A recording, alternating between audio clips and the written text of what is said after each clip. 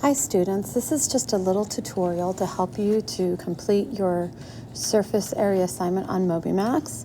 Now remember that the surface area is the sum of the areas of all faces of a 3D shape.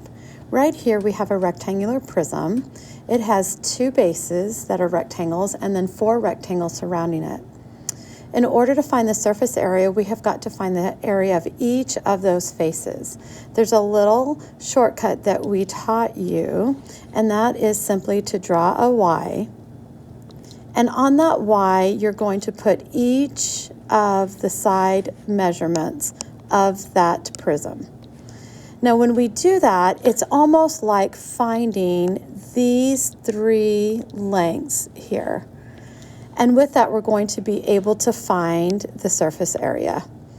We can multiply each of those numbers together. So 3 times 5 is 15, and I like to circle that. 5 times 4 is 20, and 3 times 4 is 12.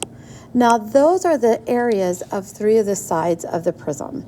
So what we're going to do is we'll add up each of those areas, 15, 12, and 20. And we get 47. Now remember, we have only found this side, the top, and the front. We still need to find the back, the bottom, and the other side.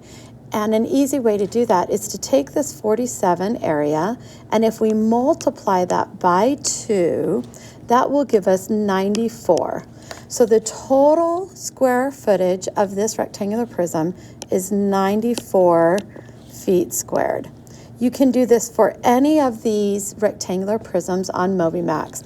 Simply draw the Y, put the 3 lengths that are given, multiply them together, A times B, B times C, and A times C, and then take the total of those 3, and multiply it by 2, and that will give you the total surface area.